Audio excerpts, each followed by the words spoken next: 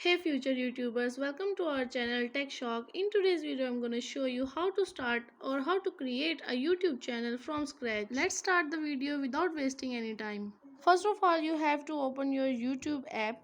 On the bottom right side, you will see your profile icon. You have to tap on it. After tapping, you will see this kind of format. Then on top, you have to click on create a channel. Then this page will be open on your screen. Here you can change your profile picture and your name. As you can see, I am changing here my name. Then you have to save it.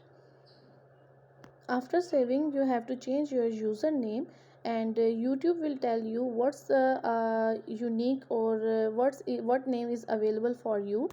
Then after choosing that name, you have to save it. Then on the mid of the screen you will see a create channel icon. You have to click on it and you can see here channel is created, and from here you can check the details about your channel.